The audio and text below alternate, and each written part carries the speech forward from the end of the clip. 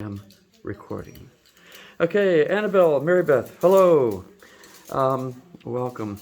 I just had everybody taking some aluminum and making little aluminum balls, which they will be putting into this flask, which I think you can see in the camera there. Pretty sure you can. I'm about to put into, I'm about to put into the flask 3 heaping teaspoons of this very nasty material known as sodium hydroxide, also known as drain cleaner. And the spoon is a little bit too big. It's difficult to get out without making a bit of a mess. Good thing I'm doing this over a pan of water. Oh, and I forgot to do something. I forgot to dry out the mouth of the flask first. Oh, what shall I do about that? Now that I've got a spoonful of water here. Oh, right behind me, some paper towels. I know I saw them. Why is he doing it that way? Because I don't want my right hand to wander from being over top of the pan. And I just want to dry out the inside of the flask. If I don't dry out the inside of the flask here, then some of this stuff ends up sticking to the flask in the mouth there, and that's just not real desirable. Not a big deal, but not desirable. Okay. That's pretty good. Alright, see that I apparently dropped something else. Okay, get that in here. 1. And I should have found a smaller spoon. 2. And come on out, come on out, come on out. 3. And a little more makes up for what I just spilled. A little more. Yeah, that'll do. Okay, let's go straight into the trash can, which I didn't bring over here with me. Thank you.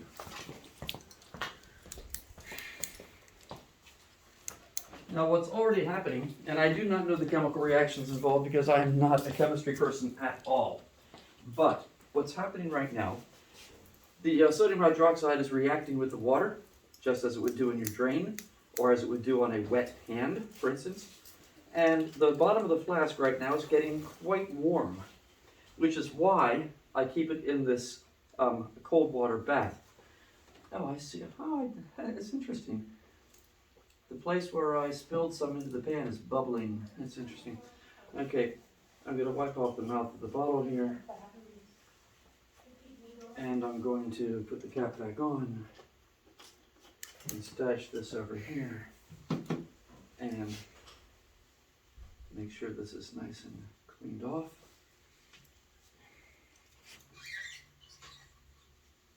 Okay, everything I see there is actually on the inside, not the outside. Okay, we're good. All right, now, next step. I will swish that around some to try to get the sodium hydroxide mixed well into the water.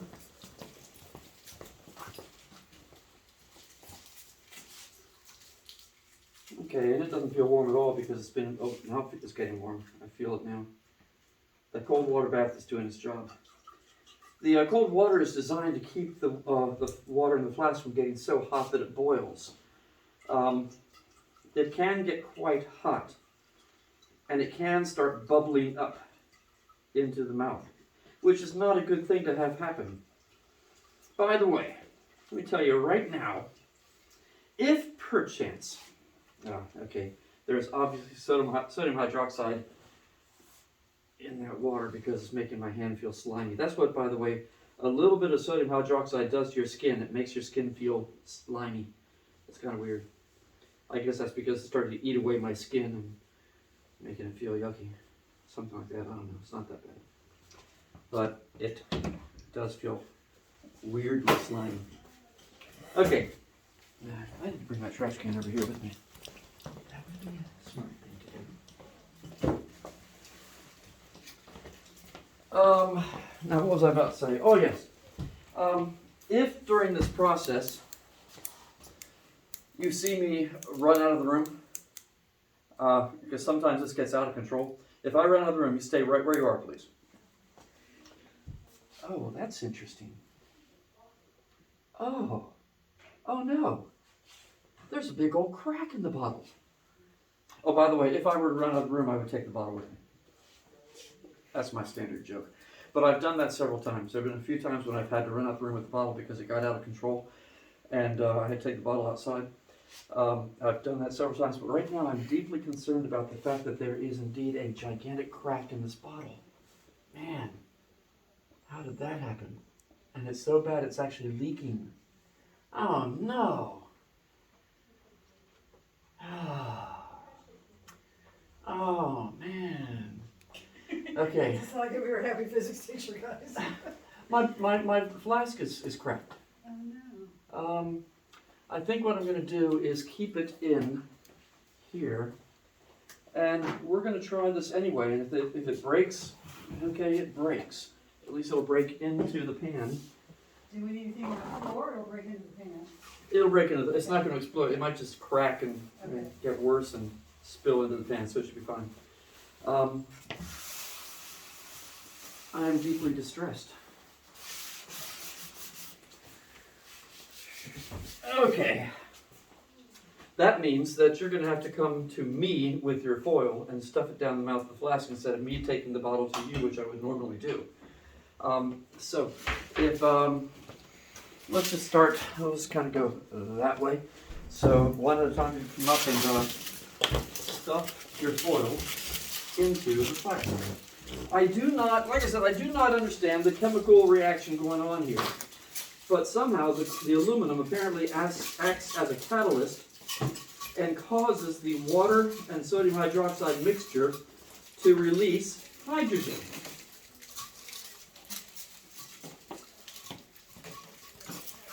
And hydrogen, as you probably know, is very flammable. In fact, have we talked about the Hindenburg disaster? Yeah. Yeah. That, of course, was filled with hydrogen. I found out the other day by watching a video why the Hindenburg was filled with hydrogen instead of helium. Because it was a German airship. And the United States owned all the helium in the world practically. Germany didn't have any helium, and the United States refused to sell our helium to Germany. So,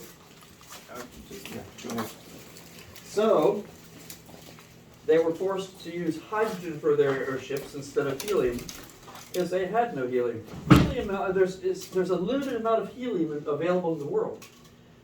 And if you ever could buy a helium balloon, do what I do. Feel guilty. Because there are folks, the folks who really know these things, who are very concerned about folks misusing helium and using it for balloons and stuff, because once it's released into the air, it's gone. And there are some industries where helium is very important, and they're concerned that the world is going to run out of helium. And it's very, very difficult to, it's not a renewable resource. Where does helium come from? The ground. How do I do that? I have no idea. But it's not an easily found material. And it's used in things like the famous Goodyear blimp. It's used in some kind of scientific applications I don't really understand. I don't know, but it's an important thing to have. But it's not important for us to have our silly helium balloons.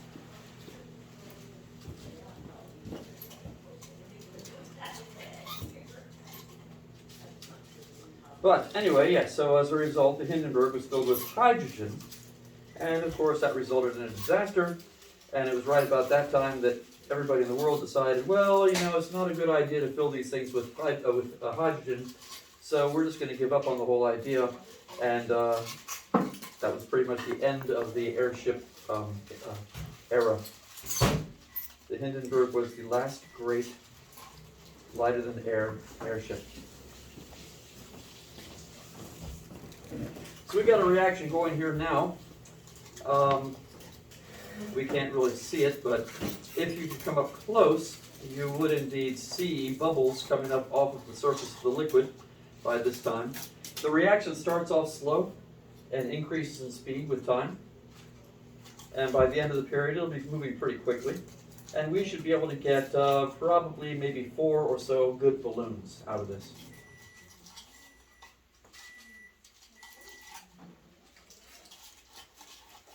And to tell you what, I think maybe, looking at that, I'm a little afraid to swish because of the glass being broken.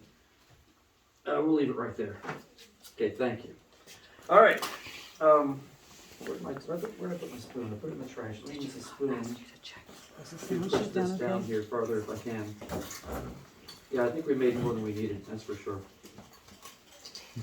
Okay, that's good enough. It doesn't matter if it's stuck up there in my mouth. That's okay. All right. We now take this clever little contraption that I created. Where did I put it? I put it someplace. It's right there. And we will put the clever little contraption on here. Now, I will take one of my big balloons. Where did they go? Here they are. And we'll put a large balloon over this guy. And it'll start to inflate like I said, very slowly at first, but with time, the rate of inflation will increase. Okay, I see it beginning to fill up now a little bit. Very slow in the beginning, and surprisingly fast toward the end. What is this for?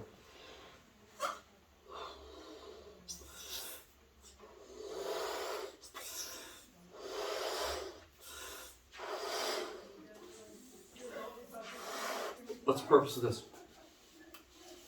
Of the oxygen balloon? Good guess, but no.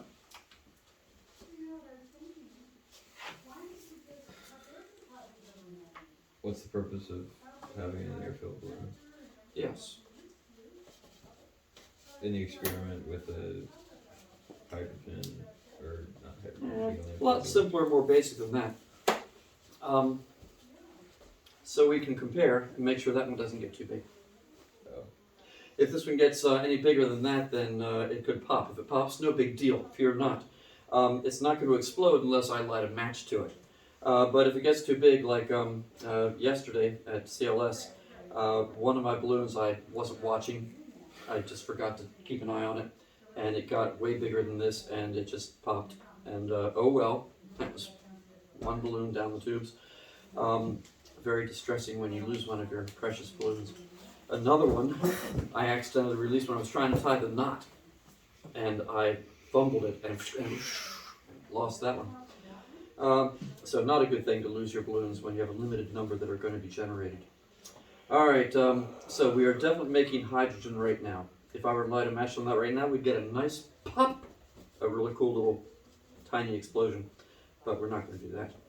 All right, your job is to keep an eye on that balloon, and let me know, because I will forget to watch it. Let me know if it gets anywhere near this size.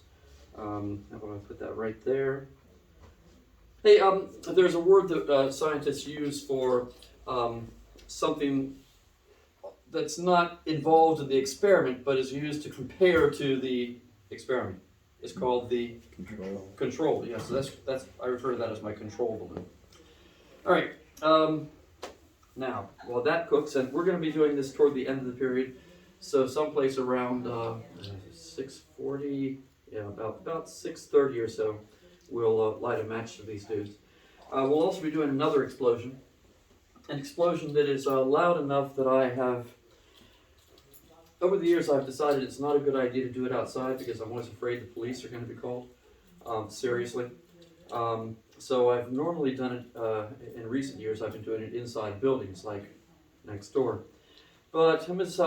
Sauerwein and I were talking, and we decided, well, one big loud bang, the neighbors aren't going to care. They might say, what was that? And that's about it. There was one time, I'll tell you, you don't even know what it is I'm going to do, last thing, but yeah, there's going to be a really neat non-fire, really awesome explosion.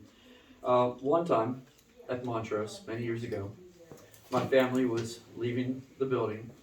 I had some leftover liquid nitrogen, so we used it to, as we were getting in our cars, to make one last really cool liquid nitrogen explosion in the Loman's Plaza parking lot. So we did what we're going to do. I'll tell you right now. We'll take some liquid nitrogen and put it in the bottle. Cap it up tightly.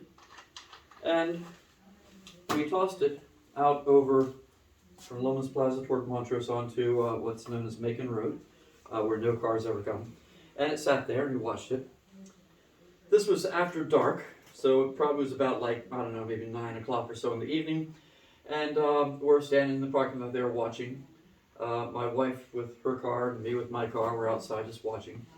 And when that thing went off, my first reaction was, we need to get out of here now. Because I knew somebody was going to call the police and report an explosion or a shotgun blast or something. So I started heading for my car, and the funny thing is, by the time I got to my car, I looked around, my wife was already heading out of the parking lot in hers. She beat me to it, and we tore out of there quickly. So it's kind of a loud explosion, and I'm hoping that as we do it out in the parking lot tonight instead of in the building, I'm hoping that we can avoid getting too much attention. But it's kind of dramatic. That's the grand finale of the evening, the very last thing we will do. Now, like I said, I'm kind of all out of whack here because I've never done this and that at the same time. So let me switch gears. How's that crack doing? Where is the crack? I can feel it more than I can see it, I think. There it is. Huh. Oh no. This may not work at all, folks. We may fail miserably in this one. Because I can actually hear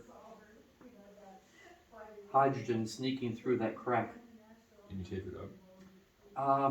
That's an interesting thought. We could give that a try, but there may be too much pressure for tape to be effective, but we could try. I also want to point this away from us, so if it does crack more seriously and anything happens to maybe spray out, I don't think so, it won't spray on anybody.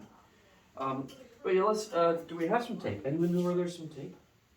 I can tape probably somewhere. Thank you, thank you. Or We'll search there. Duct tape would probably work. If you have it.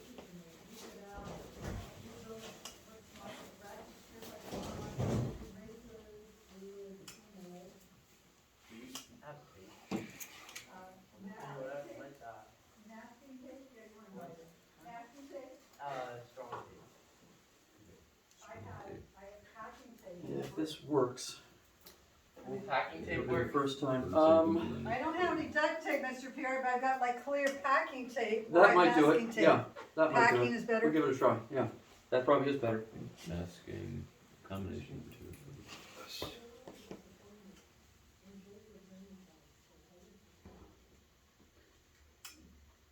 It may not have to stick to the bottle if the bottle's kind of damp.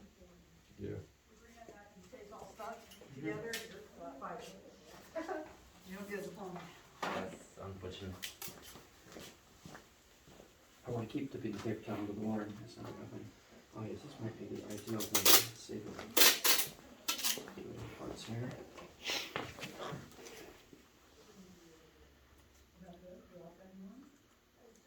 If it works, it could work very well.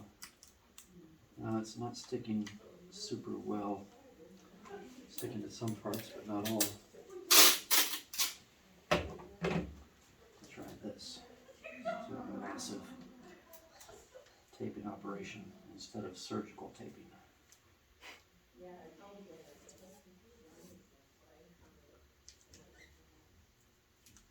Okay, where else does that crack go? It's a really big crack. Where does it go? Okay, it does not go that far. It goes over here and down underneath. Oh, great.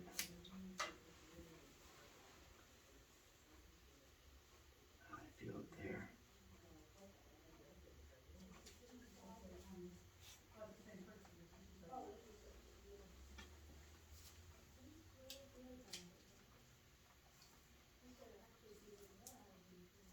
I have had some experience with this stuff working very well underwater, but not on water. Could pull off another, maybe 6 inches now. Yeah, that's good. And we'll see if this does any good at all. Somehow I suspect it's not going to do any good, but we've tried. Oh, look at that poor pitiful balloon. Man, this is, I don't think this is going to work. But we'll see. We'll see. I don't know how that managed to get cracked. That's weird. Okay. Well, we got plenty to do with liquid nitrogen. Ordinarily, this entire night is dedicated just to liquid nitrogen. So, let's dive into the liquid... No, let's not dive into the liquid nitrogen. That would not be a good idea at all. First, I want you to see what liquid nitrogen looks like. All these cool things to play with here. Where are my tones? There they are. Oh, there's my little water balloon in the cup. Okay. All right. Liquid nitrogen. 321 degrees, I believe. I have that written down someplace. I think it's written down inside this box. Yes, 321 degrees below 0 Fahrenheit.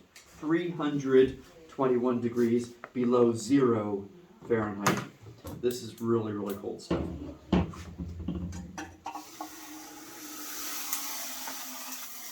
there's what it looks like. It just kind of looks like water. Although I find that it's kind of interesting in that although it looks a lot like water, it doesn't seem to reflect nor refract light in quite the same way, so it looks different in a way that's difficult to explain, but it looks just plain to me different somehow. Yeah, sparkling water, but the surface is kind of like, it's just weird. It's boiling right now because to it, this room is like an oven. And I can pour it out on a surface like the table, and it kind of rolls around. And you see, it does neat things. There's one rolling around there. If it touches your clothes, if it rolls off the table and touches your clothes, not a big deal. You will feel it. It will be really cold, but it won't do you any great harm. Oh, there went one.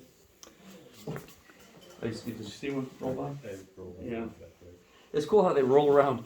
They roll around like that because as they hit the table, they're vaporizing.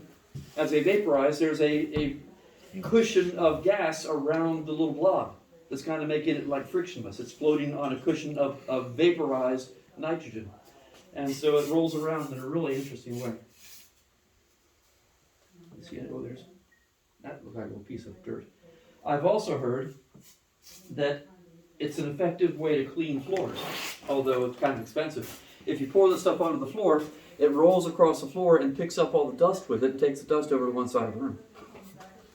I've seen that a couple of times now, just now, with little pieces of dirt that it caught up and took to the edge of the table.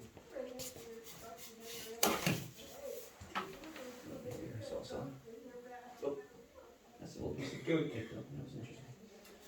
Liquid nitrogen. Also, I stopped doing this next thing with students because I had a minor injury once. One student ended up with some little tiny itty bitty frostbite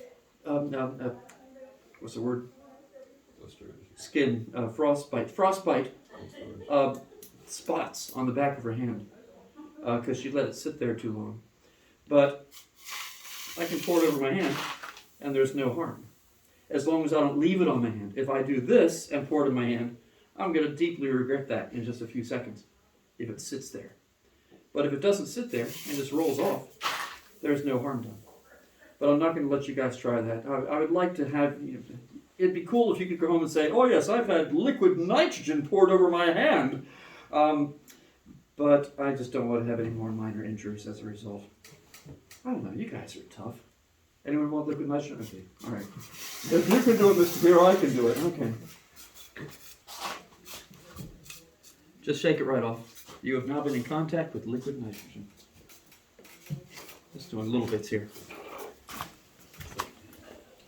And be sure you shake it off right away. Do you know how many people in this world can say that they have had liquid nitrogen poured over their body? Not very many.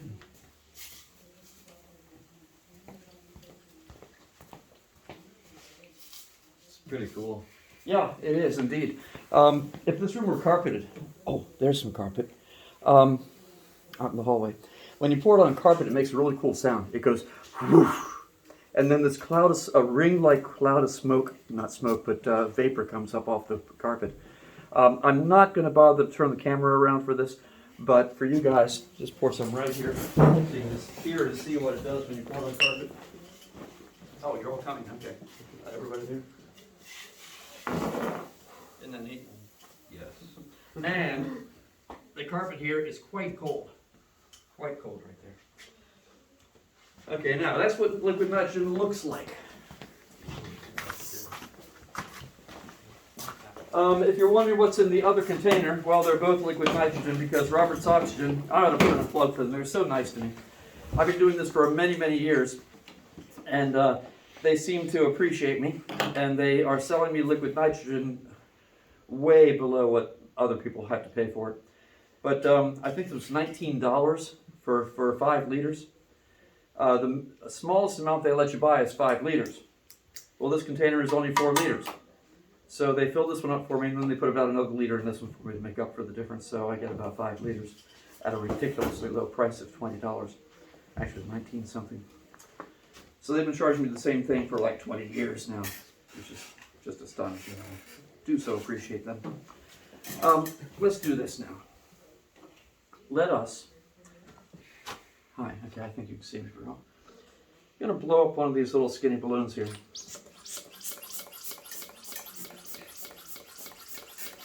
One of those things you make animals with. Yeah.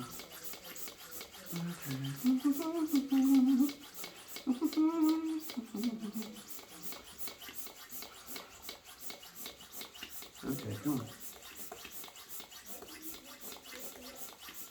on. Okay. There it goes, getting near the end. And I think we'll stop right about there. And see if I can tie this off successfully. How do you tie one of these things off? I don't know. I don't know. Can I get that? How's our... Oh, look at that poor pitiful balloon over there. Okay, it is official. It is absolutely official. We have miserably failed with the hydrogen production over there because that balloon should be really big by this time, and it ain't.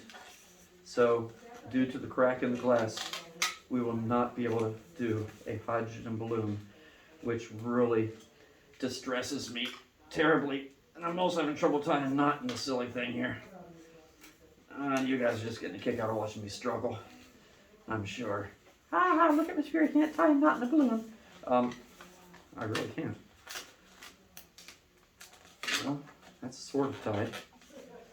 All right, I'm going to now put it down into the liquid nitrogen. What does a gas do when it gets cold? It condenses. Yes. A better word might be contracts. Yeah, condenses, contracts. And as I put the balloon, oh, look at that. Oh, Mr. Perry, you got a leak in your balloon. No, there's no leak in the balloon. No leak at all. And look at that. Oh my, look at that thing. Turning into like sausage links. And I'm going to now grab my tongs. Oh my, it's going down to absolutely nothing down here. This poor thing is looking pretty pitiful. There's not much left of it. Now watch what happens as it's exposed to the warm air again.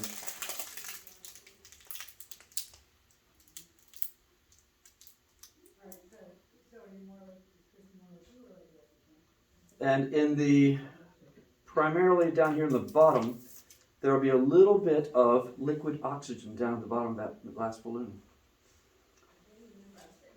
And if I warm it up a little bit, it's cold. That'll accelerate the process and cause it to reinflate faster. And it has reinflated. Now I had a dream tonight. My dream was to take a hydrogen balloon and shrink it. But it ain't gonna happen. That is just so sad. I'm sorry, I can't get over my disappointment. So yeah, and you can do this over and over and over again. It doesn't care. The balloon just is just fine with being shrunk and frozen, and it'll do that zillions of times. And I'm not going to bother doing it again. But what I will do is, oh, wow, that's really cold. I just only had it in for a moment just now. It's really cold already. What I will do, I need a new balloon. This time, I'm debating what kind of balloon to do this with. I will try it with the same kind again. And I need my test tube, a little test tube in the bag. That one's really little. That should be, oh, that's the only one I have. It'll have to do, okay. All right, little tiny test tube. Gonna blow up another one of these balloons. And here we go.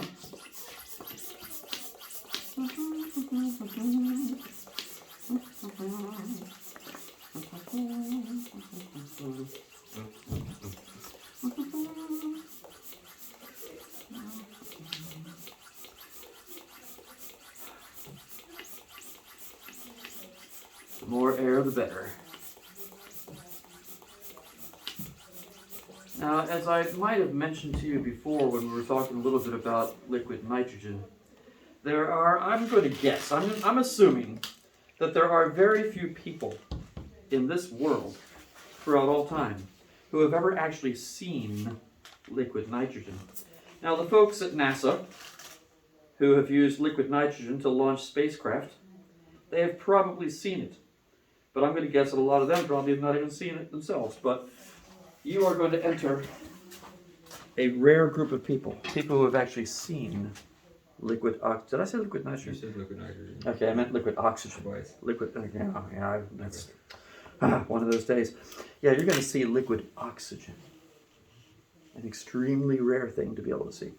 Now, right now I'm having a little bit of trouble getting this balloon on the test tube, so if I could have somebody hold that while I work on getting this on there, which can be done. I've done it many times. Oh, great, the balloon broke. Oh, marvelous. Cheap balloons you can let go. I don't think I can recover from that. No, there's no way to recover from that. Oh well. We'll try one more time. This time I will be successful. Maybe I shouldn't have inflated it quite so far. I'm determined to do this because it's really awesome. And I don't want you leaving tonight saying, well, we almost saw liquid oxygen. Okay, we'll try one more time.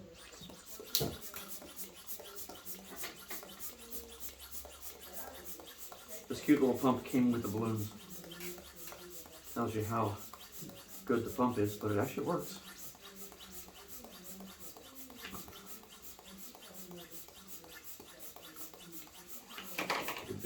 Okay, we're going to stop right about there and try one more time. This time, try that trick. Okay. And if this one breaks, then I will conclude that we just have a batch of very cheap balloons. Come on. Get on there. Yeah, I'm gonna open part of it Um, and then I just thi- put the test tube in there. all right, leave that now. Okay, release. Success! Ta-da! Okay, a test tube on a balloon, something else you've probably never seen before. And how much do we have left in here? We can do this. Okay, in we go.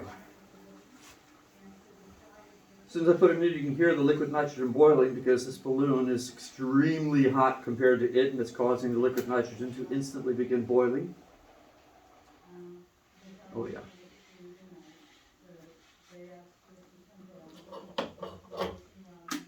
Keep going, keep going, keep going. Let's get it all the way down to nothing. And when I pull it out, you will see, I think I might have mentioned this last week, that sounds familiar. You will see in the bottom of the test tube a little bit of a kind of a bluish tint liquid, which is liquid oxygen. There's nothing, it can't be water because water would be frozen solid. There's nothing else for it to be. it has to be liquid oxygen. Even carbon dioxide, which there's some of in the air, that just freezes and forms little flakes. That'll be in there also. But the liquid you'll see is liquid oxygen. And here we go. And there it is. Liquid oxygen in the bottom of the test tube. And it frosts over very fast because it's extremely cold. But there you go. Actually, it's doing pretty well at not frosting over right away. And that is... It's getting to the point where it's hard to see now. Is there anything left of it? I think it's pretty much all boiled away already. Can't tell. So liquid, whoops. Let me shrink that down one more time so I can show Annabelle and Mary Beth up close. One more time. There's a alarm. What? A break alarm. Just one. Oh, okay, thank you. Let me just do this real quick and then we'll take our break. And there it goes. And no, I'm not going to put my fingers in there too deeply, don't worry. And for the camera, there is our liquid oxygen in the test tube. Of course, it's already frosting over, so it's hard to see, but it's in there. Oh, there, when you kind of tilt it, you can see it flowing into the test tube. I don't know how well I'm getting that in the camera there. Pretty neat. The first time I discovered that, I was just looking at it and thought, whoa, what's in the bottom of that balloon? I thought, it's got to be oxygen, so cool. I was so excited the first time I saw that. Neato. Okay, so there we have it.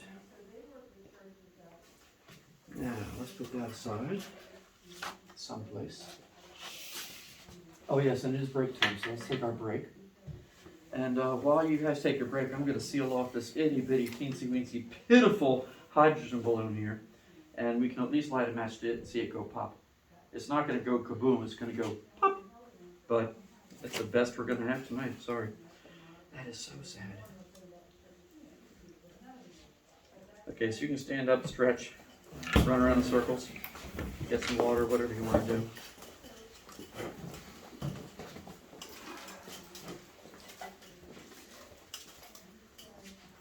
And tomorrow I'll have to order myself a new flask.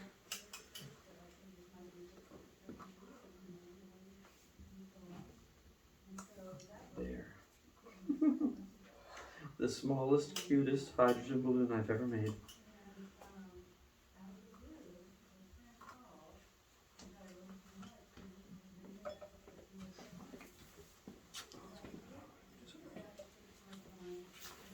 Need some water, a little water. That water's contaminated. Yeah, that's enough.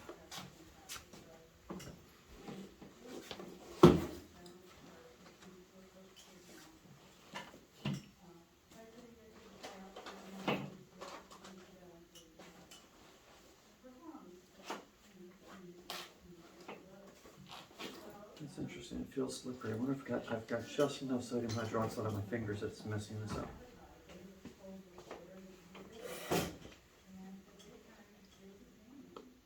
My fingers do feel slippery. I'm gonna rinse myself off here.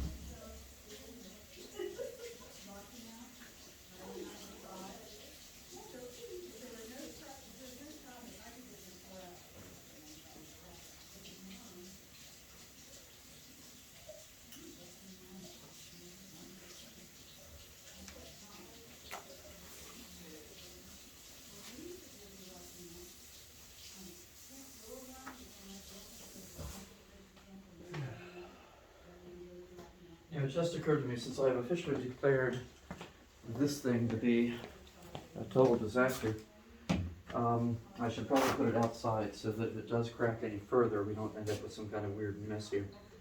But how can I safely do that? I need to put it in a plastic bag. to take it outside. There is one right here.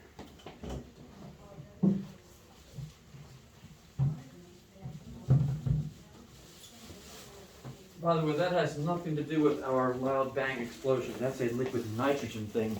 It's not a hydrogen thing. So we have not lost everything. Salvage that.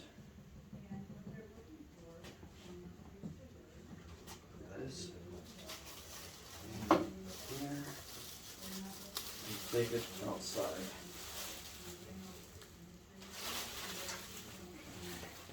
I shall return.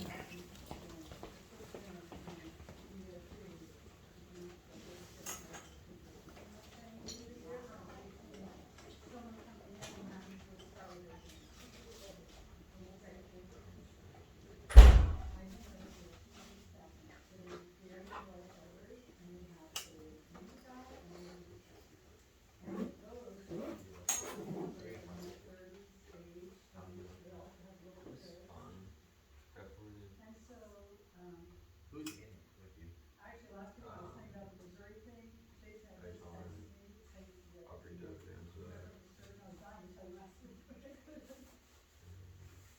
Really not that. I'm seeing as always, you want to pray for the Lord. They already said So I let's pray that the Lord makes a little bit clearer that church and the other church, Spirit. Jason and Robin. Okay. Now, see if I can do what I was attempting to do. There we go.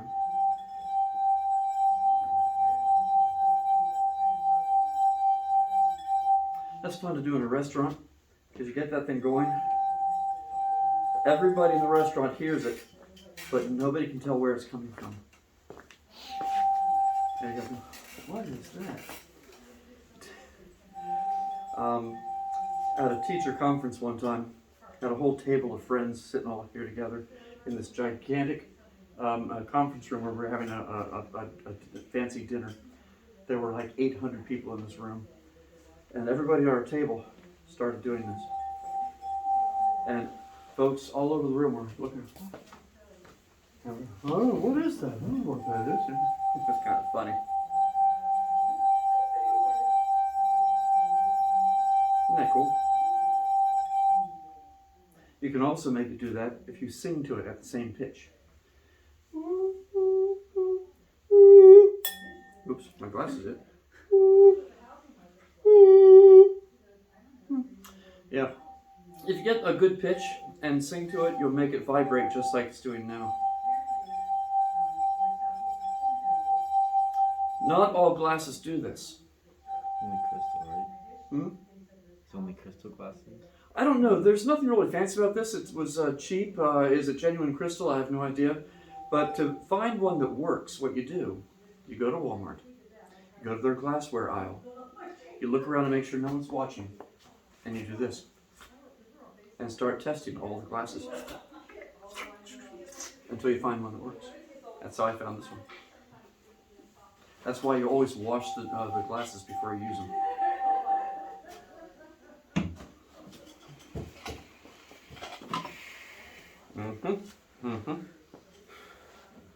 What will this one sound like? Lower pitch. Yes, larger glass, lower pitch.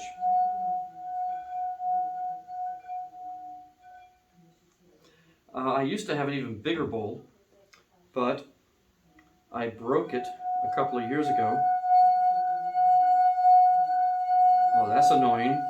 Wow.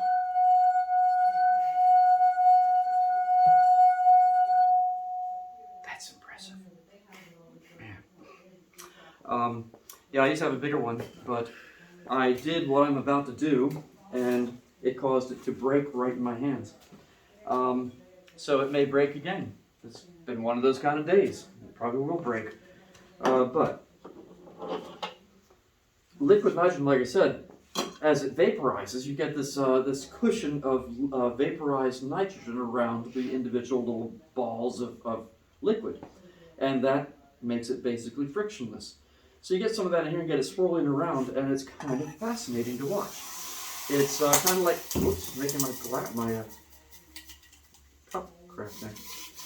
It kind of acts like little planets rotating around a sun, provided it doesn't get so cold that it breaks the glass again like it did one time right in my hands. Isn't that cool? Even when I stop squishing, it keeps on going.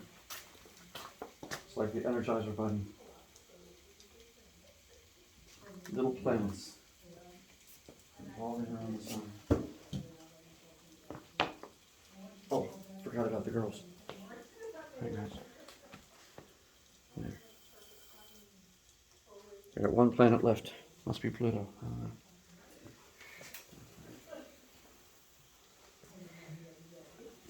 All right, what else do I have here? Other things to play with. So many things to do, so many things to do. Let's do this next. I'm going to take a genuine water balloon. And how am I doing? That's about gone. We need to put a new supply in there. By the way, both this lid, notice the lid does not fit on there tightly. Neither does this lid. This lid is designed to have big air gaps. So you close it up and there's always an air gap. Why? Because if you seal this thing up tightly, guess what happens after a while? Kaboom! It blows up because the gas will expand from liquid to gas. It'll increase the pressure inside this thing to the point where something is going to give. So the cap is designed to not let that happen. You'll never have a liquid nitrogen container that's sealed totally.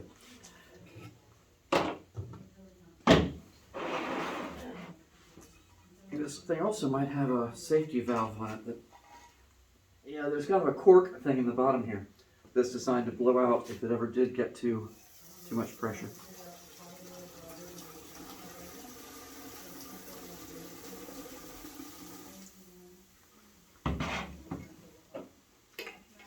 Blow into it.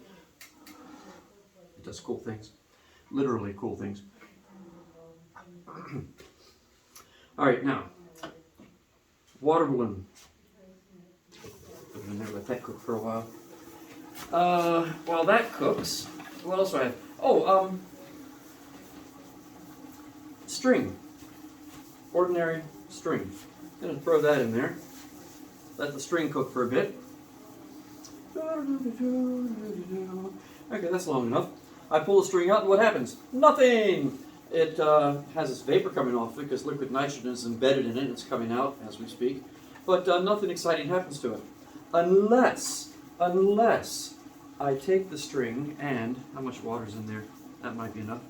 If I get the string wet,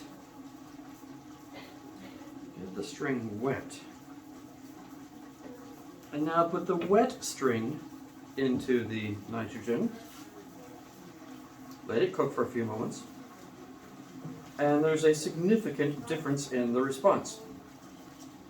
Pretty cool, huh? A frozen string. I can straighten it out with relative ease, and it's really cold, but yeah, frozen string. What else do I have in my bag of tricks here? Nothing left in there. Let's take a look at, shall I do the banana thing? I never know how long to let the balloon cook. If you let the balloon cook for just the right amount of time, you can take it out, it looks solid, peel the balloon off of it, which is hard because it's so cold it hurts your hands, but peel the balloon off of it, and you got this egg of ice. But if you break the egg open, what you'll have in the middle of the egg is a core that didn't freeze. A core of liquid water in the center of the egg of ice. It's pretty cool looking. That's because ice is a very good insulator. As the heat, where's the heat going? Is cold going into the water, or is heat coming out of the water? Heat's going out. Yeah, it can only go one way. Heat's going out of the water. Once the outer surface of the egg freezes, it won't let the heat from inside get out as easily. And so it takes a while for the whole thing to freeze all the way through. And I'm curious to see how well it's maybe doing already. It's hard to get out of there. Oh my, it's hard is an understatement. Oh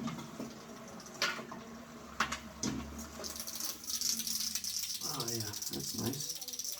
Okay, so there we have a frozen water balloon, which is going to be it's making strange sounds.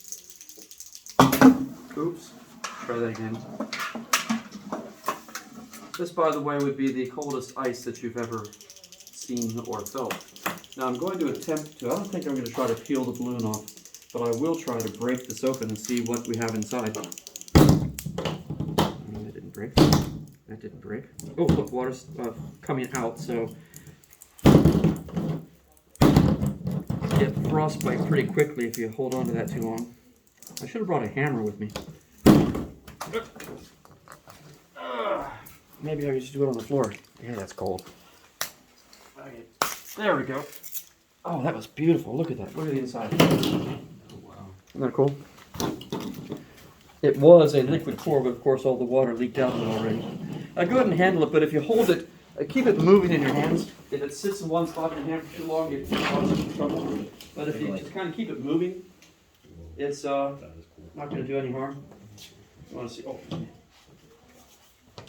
Yeah, feel free to take out your phones if you want to get pictures, video, whatever you want to do. Oh, I've got to show the girls. Got to show the girls. Once you guys get that picture.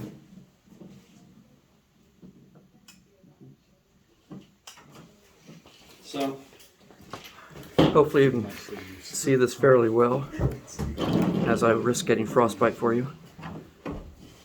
Beautiful, smooth surface in there where the water used to be.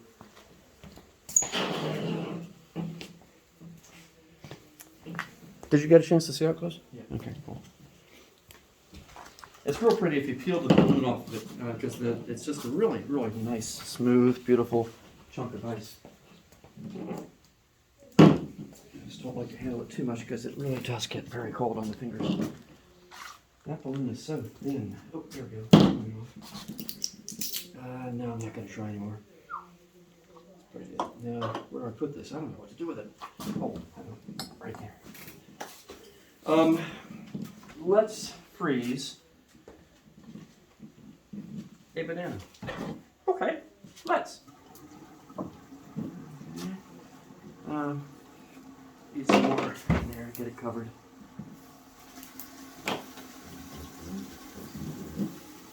Okay. And while that cooks, what else do I have to show you? I'm not going to do that because that usually fails miserably. I'm going to bypass that little trick. Oh, let's do this. This is a superconducting kit. A superconductor is a material which, when cooled down to a certain point, has zero electrical resistance. Wires, when you put electricity through wires, have you ever had the experience of having a wire get hot? It happened to me just, in fact, it was last week when I was doing your car, yeah. I made the mistake of, well, I won't just try to describe the mistake, but I accidentally allowed the positive and negative side of the cables to touch each other, and that cable started to smoke. It was getting really hot, and I said, whoa, what did I do? And I said, oh no, I did that. But when electricity goes through a conductor, there is resistance. There is basically friction between the electrons and the metal in the wire. We call it resistance, and it causes heat. Just like any friction causes heat, electrical friction, electrical resistance causes heat. Pepco sends us our electricity through all these wires all over the place. And a lot of the electricity that they send to us is wasted and turned into heat because of resistance in the wires. You can't get away from it.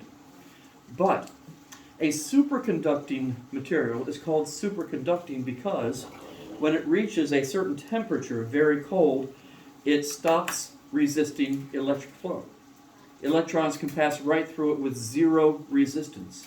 If we could figure out how to make wires out of a superconducting material that stays as a superconductor at room temperature, it would change everything. It'd be amazing. Folks have worked on it. They're getting superconductors at higher and higher temperatures, but still, it takes some really low temperatures to make a superconductor. Well, I happen to have here a superconducting disc.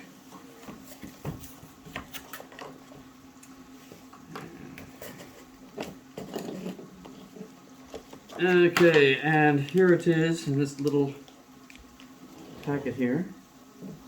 I don't know the details of exactly what kind of material this is. I've got a data sheet on it, but I don't bother reading it because I'm not a chemist or anything, and I don't know what it's all about anyway.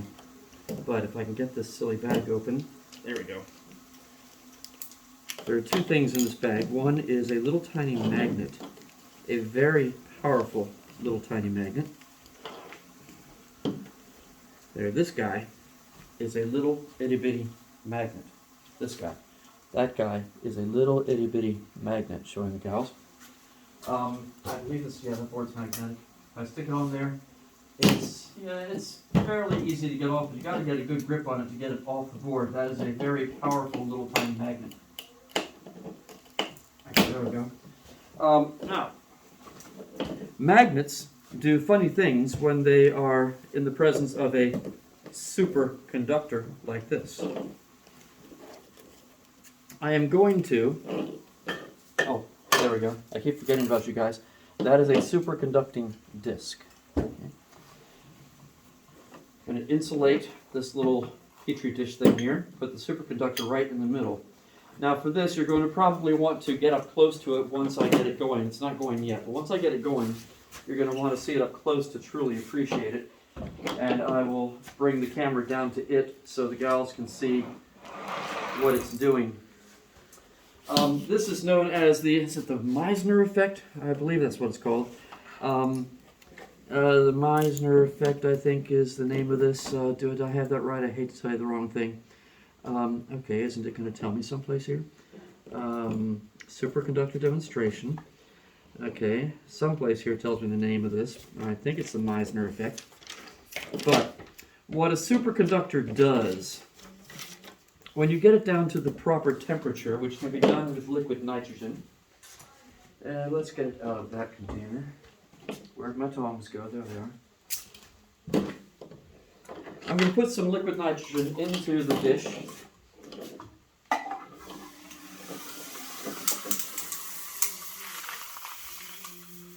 And we're going to bring that superconducting disc down to an extremely low temperature.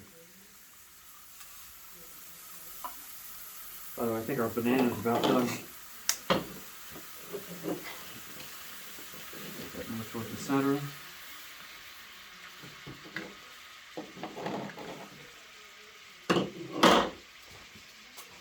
What a superconductor is famous for is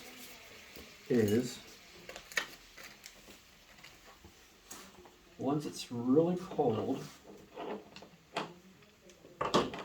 I can put the magnet on top of it, and the magnet will levitate. It doesn't levitate really high, so it's hard to see unless you're up close, so you'll want to come up close to see this once I get it going.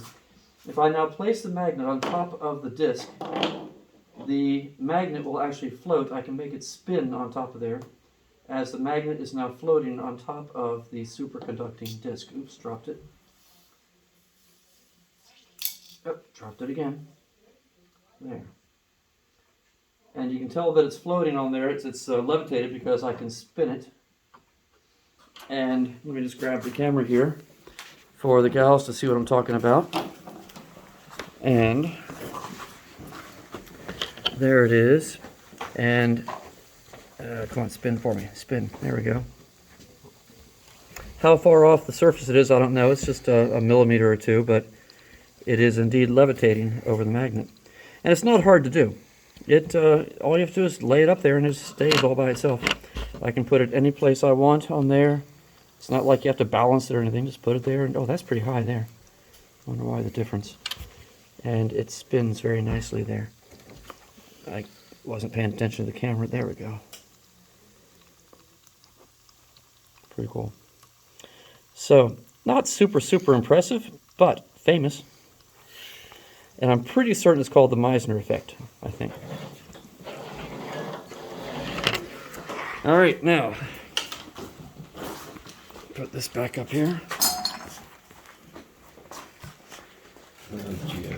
Oh, what just happened? Oh, nothing. Everything's fine. Are we still recording? Yes, we're still recording. Anyway, water geodes. Okay, now I want to give the disc a chance to dry out. Not that there's water in it right now, but there will be water condensation. And before I put it away, it needs to be dried thoroughly. So I'll take it out and put it right there to dry. It'll probably get a nice layer of frost on top of it. Oh, hey, the banana. Now, I want to try something, well, to some degree. There's something I saw demonstrated at NIST at an open house they had. And I've tried numerous times to duplicate what I saw there, but I've failed every single time. But what this guy did, he took a nail that he made out of a piece of rubber of some kind, and he froze the rubber nail. Then he also froze a banana, as I'm doing now. Then he took both of them out, and while the rubber nail was still hard, he used the banana to hammer the rubber nail into a 2x4, which was really awesome. So he had, at the end of his demonstration, he had a 2x4 sitting on his table there with a bunch of rubber nails hanging out of it. I have always wanted to be able to successfully do that and have that sitting on my desk at school. So when someone comes up to me and says, how'd that piece of rubber get stuck into that 2x4? And I say, oh, it was easy. I put it in with a banana. But I've never been able to successfully do it. Now that banana is going to be really cold. I think I can probably use this as an insulator to keep myself from getting frostbite. That is one really hard banana. It'll stay hard for quite a while. Whew, it's even cold through the this stuff. I'm now going to attempt to. I've got a nail, but I've tried this with rubber nails, and what happens is the rubber nails shatter, and I'm totally unsuccessful. So the best I can do is have a real nail in a block of wood here, and a little bit more cheating involved. I have put a small hole to get it started, but you can see it's loose in there. But now theoretically, if this works well, I should be able to take the banana and pound the nail into the wood so it's at least stable. What normally also happens is the banana breaks. You've never heard that kind of sound come out of a banana before. And the banana broke. How's that? If the banana breaks any further into smaller pieces, please do me a favor. Do not leave any banana pieces laying around, because once they melt, it makes a real mess. So don't let banana pieces be left laying around in place, please. Where'd my trash can go? It's not that cold, Gabe.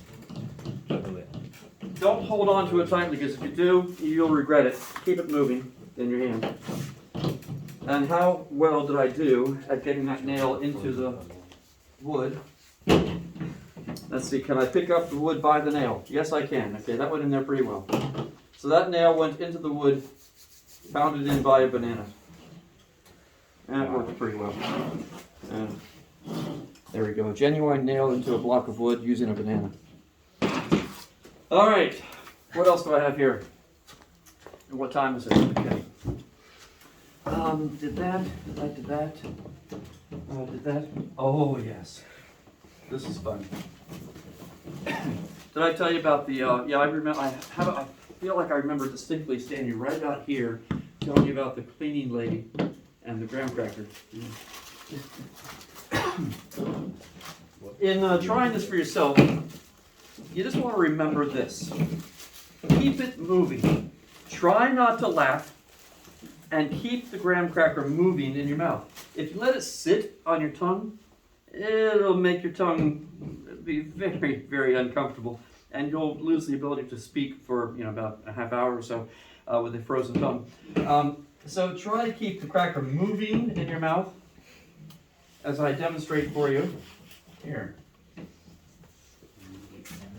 And don't worry too much about the fact that I'm handling your cracker, because believe me, 321 degrees below Fahrenheit is going to kill anything that might come on here. I don't think any virus is going to survive 321 below 0 Fahrenheit. And I'm going to have you come up, if you want to, one at a time, to try this. Okay. It's nice and frozen. Shake off the excess and pop it in my mouth.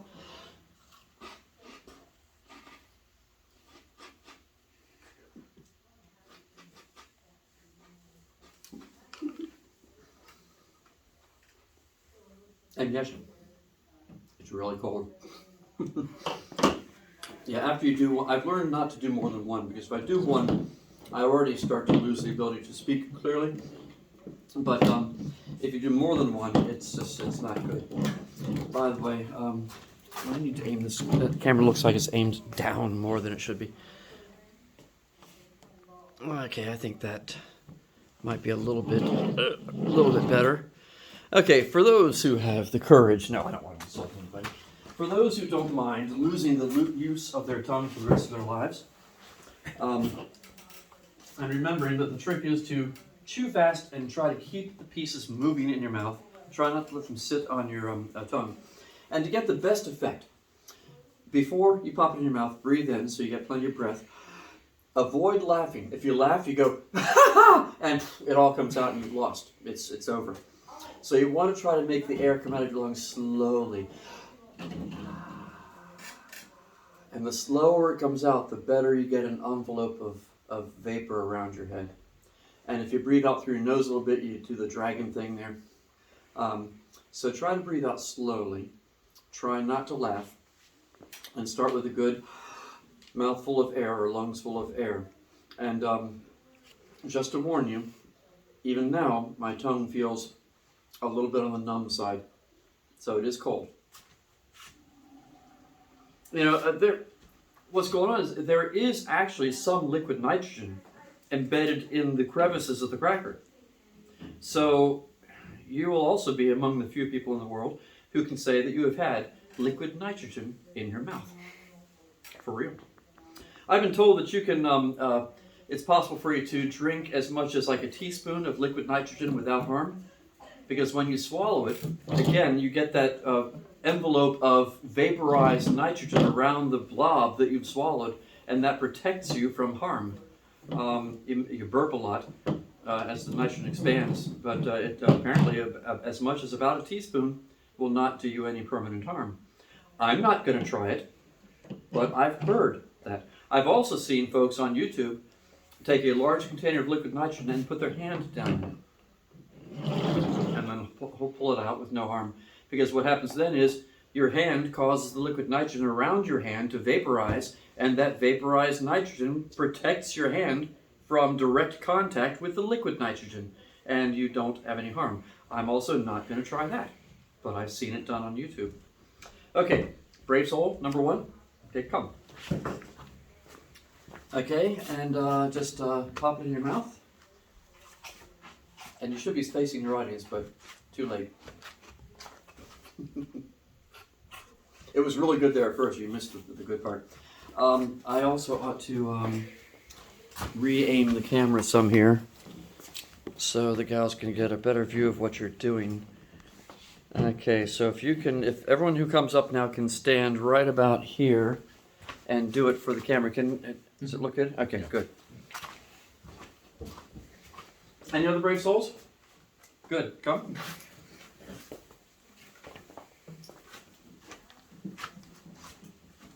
And some of you are probably sitting there saying to yourselves, I'm not crazy. I understand. Sometimes I think I'm a little too crazy. Someday I'm going to get sued. Someone's going to end up with frostbite on their tongue. And I'm going to lose everything I've got. Okay. And shake it off a bit and pop it in there. Oh, and turn around. Oh, there goes the dragon thing with the nose. I forgot to have you face the camera before you did it. Anybody else? Okay.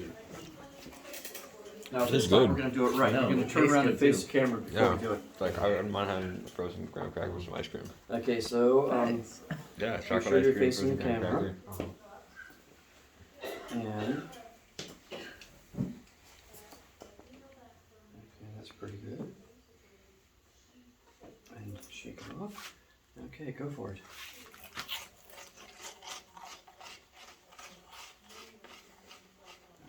You guys can go in there. Anybody else? Nobody else? Yes, yes, we have one more. At least one more. At least speaks for to your tongue for a second. I don't know, my tongue feels fine. And once again, I think when I let mine sit on my tongue a little bit too long against my own advice, and that's why my tongue is still feeling it a little bit. And now we will have you turn around and face the camera. And my tongue feels fine. Good, good. That's reassuring. Yeah. So no one's gonna sue me. Maybe. No. Not for that. So. Okay, and facing the camera, pop it in there. Oh, good nose action there. That was good. And I'm not sure who else didn't do it. Anyone else want to give it a shot? Okay.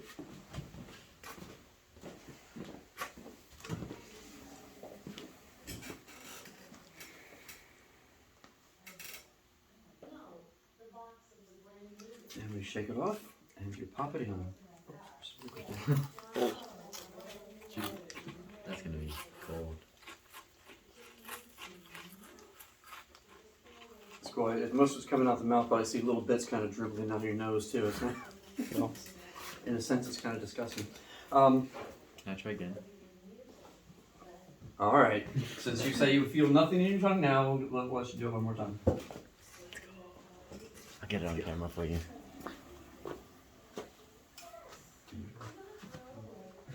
Then you don't want to do it? It tastes good. Cool stuff. Oh yeah. It's not, I mean, Like my Yeah, it's something I never thought to warn anybody about. If someone has braces, it would probably not be a good idea to do this at all. You don't have braces, do you? Okay. I never thought of that before until just now. Okay. I don't know. Oh yeah. Okay. Any other second for people? Okay, you're all done with that. Okay, that's probably the best. Okay, what else do I have here? We got the flowers. We got the major explosion to do. Oh,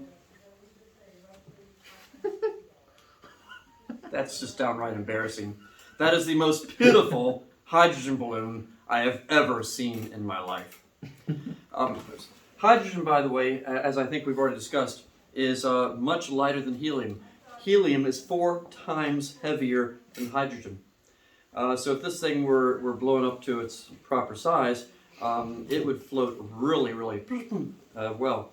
But right now, it's not, because it's so small, it's not able to displace more air weight than its own weight, because right now most of its weight is in the latex, so it will definitely go down, not up. So that's very disappointing. But we can still light a match to it and see what it does. It won't do much, but it will at least give us a nice puff. So changing gears here, this is not liquid nitrogen, this is gaseous hydrogen from our poor pitiful thing that I took out. By the way, while some of you were out in the hallway, I took the flask outside because with that crack, I was afraid it was going to crack open and make a bigger mess, and I thought, I better put this outside. So it's now outside doing who knows what. Where can I do this? Let's just do it right here on the table. Oh, I wonder. I don't know, there's no point doing this, but I'm going to do it anyway. Because I had wanted to freeze a full-size hydrogen balloon, but since this is all I have, I might as well just go ahead and freeze it anyway. And watch hydrogen shrink down to nothing. It does not liquefy. I meant to look up today, what is the temperature at which hydrogen becomes liquid? I do not know. But I don't think liquid nitrogen is capable of liquefying hydrogen. And that didn't even shrink down very much. That's interesting. Anyway, listen to that. Whoa, that didn't work. Oh well, I should have done it. I should have just been patient and not done that. That hurt my ear. Yeah. That was loud. That was interesting. Well, I was going to light it, but if I had gotten a chance to light it, it would have been super dramatic. You would have seen kind of a poof, little thing of fire and smoke, not smoke, but fire. It would have been very exciting. But that was maybe even better. That was pretty cool. And that really hurt my ear. I'm surprised it did that. That was pretty bizarre. Why would it make so much noise? Almost no pressure inside. Yet it made a dramatic pop. That, I don't understand why it did that.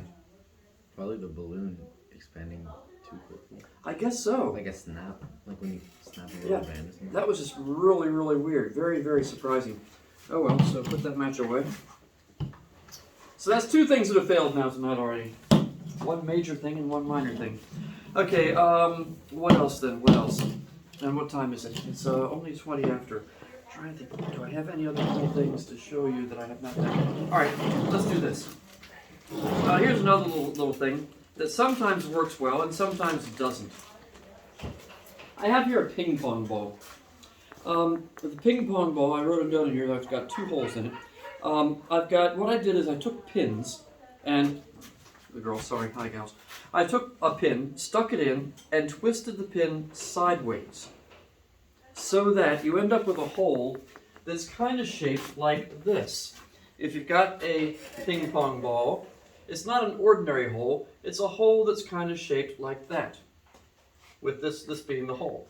Because I put the pin in and then twisted it. So what happens is I'm going to fill this ping pong ball with liquid nitrogen. As the liquid nitrogen expands, it shoots out the hole like this. And I've got 2 holes in there, one on each side. So it's going to provide a little jet engine here. It's going to provide torque, and it might, if all goes well, and sometimes it doesn't, make the ball spin like crazy. Now how will we know that it's spinning? Because I'm going to take the frozen egg out of this bowl, and I'm going to get the water. Little balloon piece there, stuck on me. Come on. There. Get the water out. Okay. I'm going to attempt to get the ball to wildly rotate around the glass bowl by virtue of its little jet engines built into it that make it spin.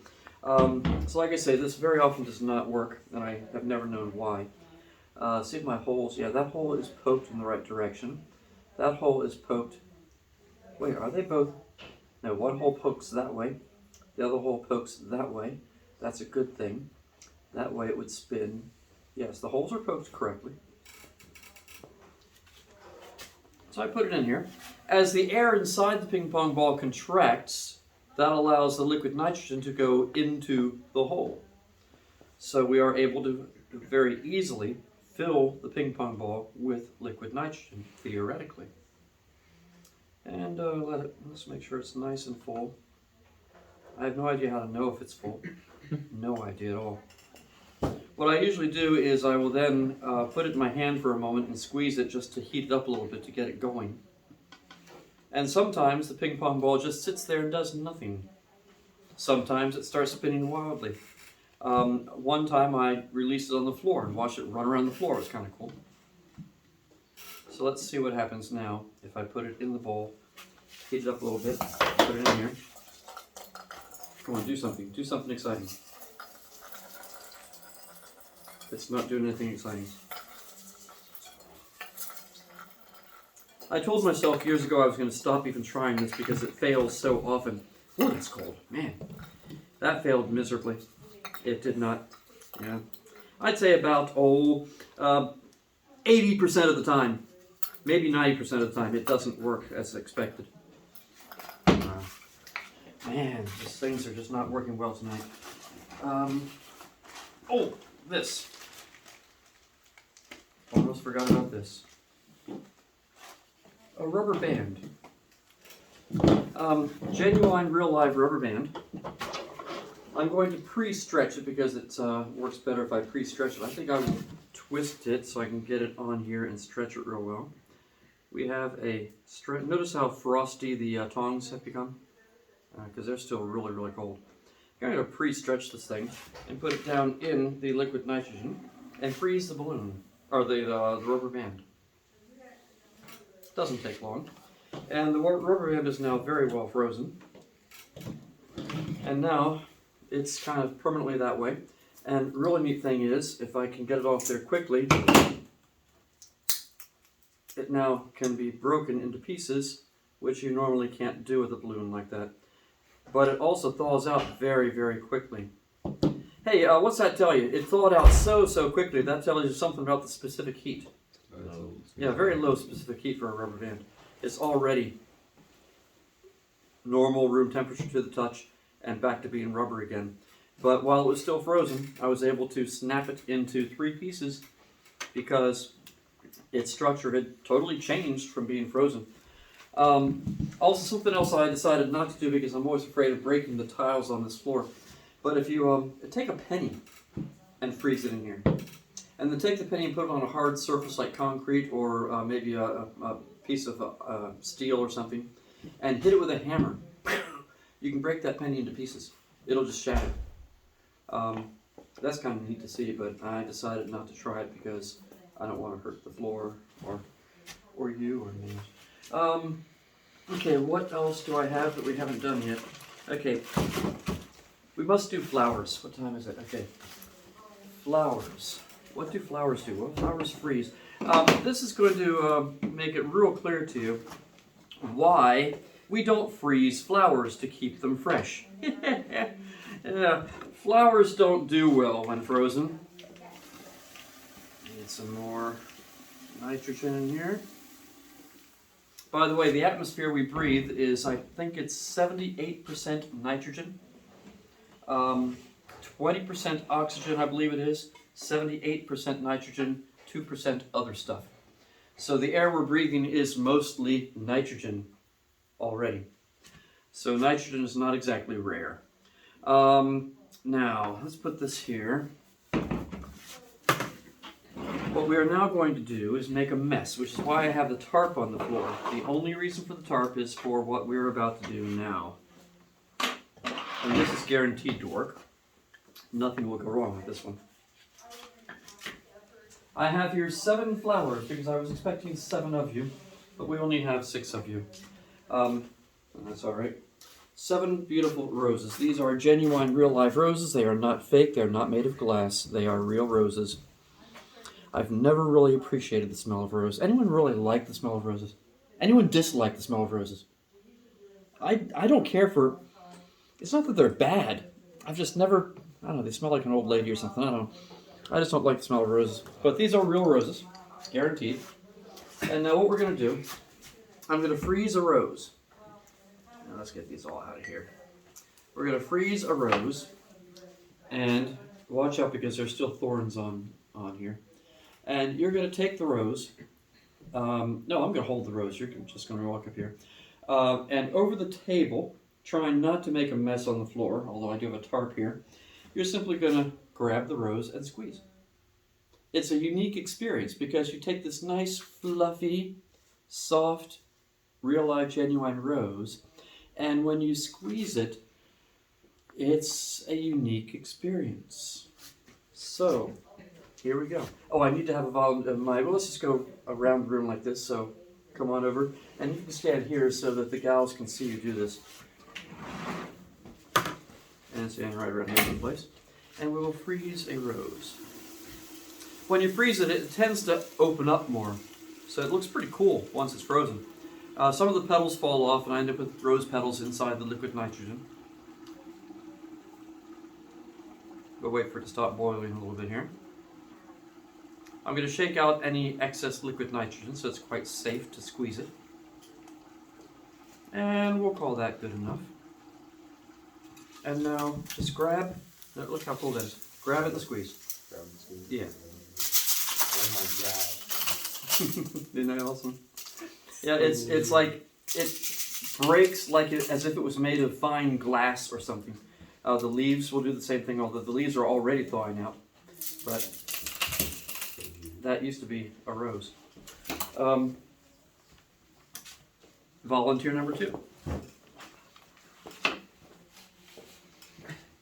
And this time I'm going to show the beautiful expanded rose to the girls before you break it.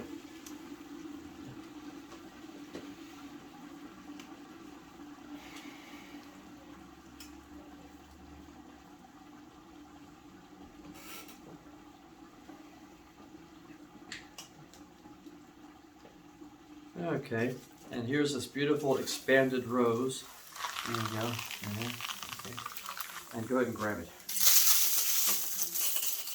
a very unique feel to it.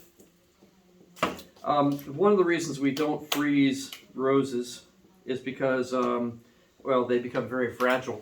But also, the reason I keep the tarp here, when they thaw out, they turn into this nasty mush. It's very messy when they start to thaw out.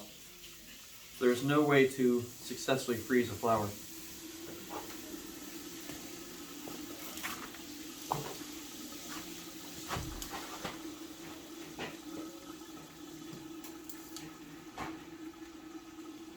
And here we go. Okay. All right, and we grab it, and it's like, how does it do that? Oh, I didn't get it frozen all the way to the core. The inside is still kind of fluffy. Interesting. Didn't leave it in long enough. Next.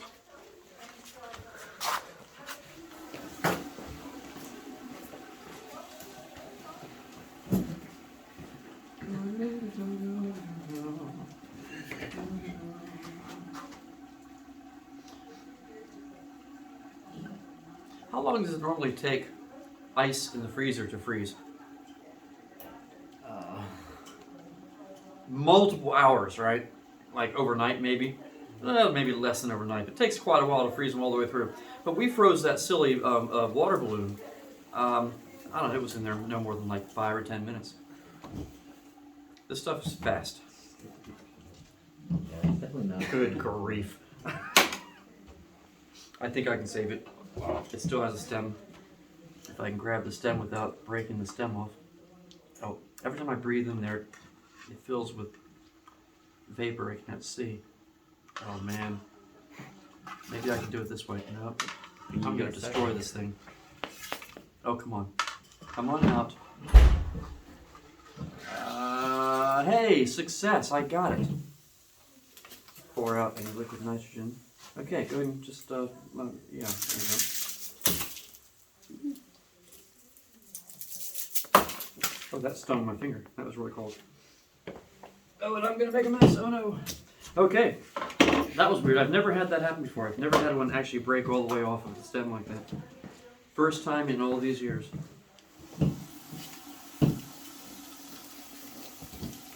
And if I can avoid breaking it off this time.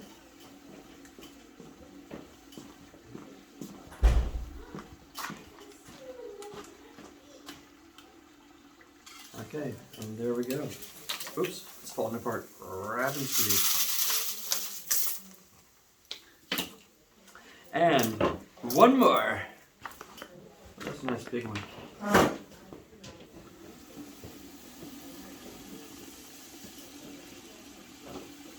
By the way, if anybody's interested, I will send the link to the video to everybody if you care enough to want to see all this again.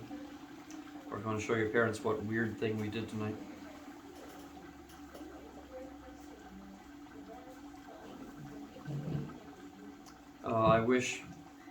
I so wish you could have seen the hydrogen balloon explode. Man, huge ball of fire. It's really cool. Did I ever show you the videos of it? It's awesome. I ought to, in light of the failure of the liquid nitrogen, the hydrogen balloon tonight, I should probably dig up one of my balloon videos and post that for you also. I'll try to remember to do that because it's pretty cool. Okay, that pretty much exhausts all of the things I wanted to show you, which is pretty good timing because that leaves us with a little bit of time to see if we can get the police to come. So, this next procedure will be... Is there anything left in here? Yeah, there must be. Yeah, that's plenty. Okay, we're going to take our remaining liquid nitrogen. We're going to go out. Where shall we go?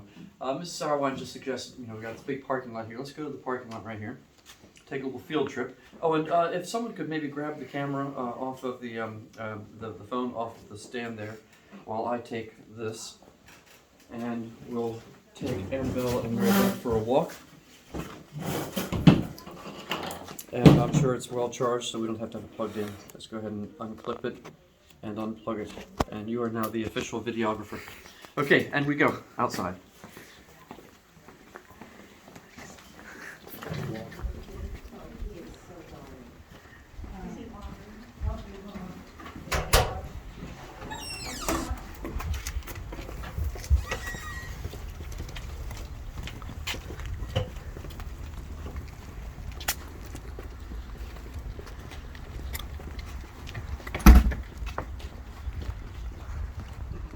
I'm curious to see if the flask burst open while we were in there.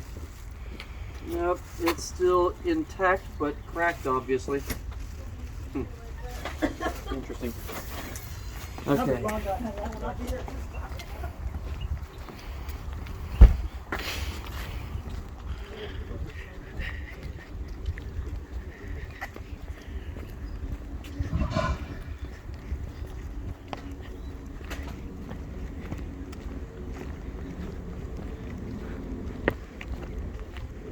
Okay, we've got a poor student driver who's going to be freaked out here, not knowing what's going on. Did I tell you about the accident I had with this once? Time I blew myself up. It was pretty bad. Lost my hearing for several hours. I couldn't hear. I had this thing going on the ground and it was taking too long, and I thought there must be a crack in the bottle. It was here at Chieftain back before this building. We were out in the grass there before the building was up. And everyone's gathered around, and I went up to it. Okay, it must be leaking. There must be a crack in the bottle. I reached up and tapped it with my toe, and just then, kaboom! I ended up flat on my back in the grass with my head ringing. I got up and I couldn't hear anything.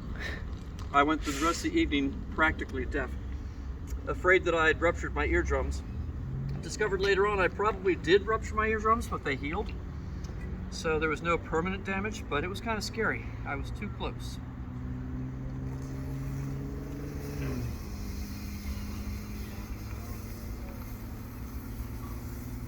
I have no idea how much to put in here. That'll be fine, I'm sure. Now, we don't want to be quite this close. Trust me. I now cap it up.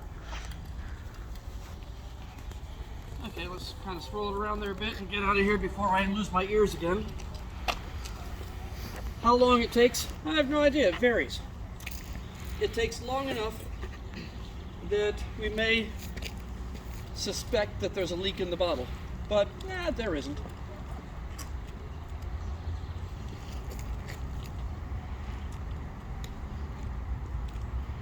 When you do this inside, it really reverberates off the walls, and everybody inside, when we're doing it in the gym here, everybody ends up with their ears ringing.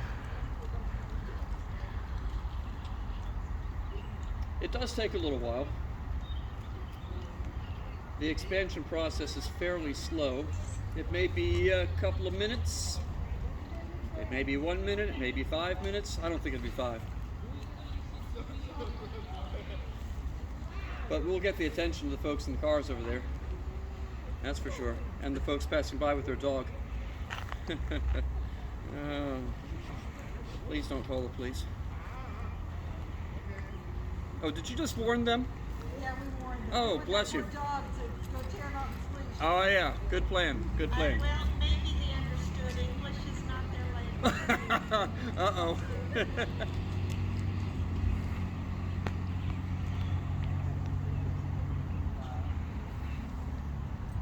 Do-do-do-do-do-do. I feel like I should entertain you while we wait. Do-do-do-do-do-do-do. I'll sing do-do-do-do. Oh, don't. It will blow. It really will. It has to. It will. Just takes time. I should time it sometime. Yeah, I could time it from the video, so I know in the future how long does it take usually. Look how frosty it's getting at the bottom half there. There's no surprise there. So yeah, that 1 year that I had the accident, it's probably about this time that I decided, oh, it must be leaking. There's got to be a crack. And so I snuck up on it, and as soon as I touched it with my toe, that was enough to do it. There it went. Right in my face.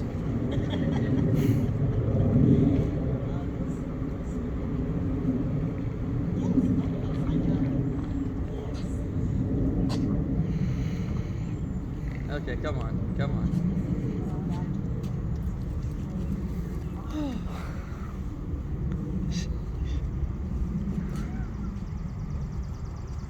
Okay, forget it. It's not gonna blow. Let's leave. No, let's not. Maybe it has a leak. It always scares me to death when it blows because you don't know when it's going to happen. You're not expecting it, and all of a sudden, bam! And I jump out of my socks every time. What was that question? I said maybe it has a leak. should I go and tap it and see? Make for a good video. Yes, that would be. Too bad. Man, gee whiz. Yeah, that's why I normally don't like to do it outside because it could get the attention of the wrong people. Well, folks. Thank you. Except for the cleanup process and packing things away, we're done for the night. Thank you all. It's been a wonderful year in spite of the weirdness of it. And I'm glad we were able to spend these last few weeks together. So, yeah, you want to grab a souvenir, feel free. And have a great summer and the great rest of your lives. I should know this, but I don't. How many of you are seniors? Okay, so perhaps I'll see you at graduation. Cool. All right. Good night. Thank you. You guys need to pick up. Got all the pieces? Theoretically. If you help me for 60 seconds, that would be great. Goodbye, Annabelle and Mary Beth. Have a good summer. And I'll be sending, well, I guess if you're watching this, you already know that I'm sending you the video. That's a dumb thing to say. Goodbye.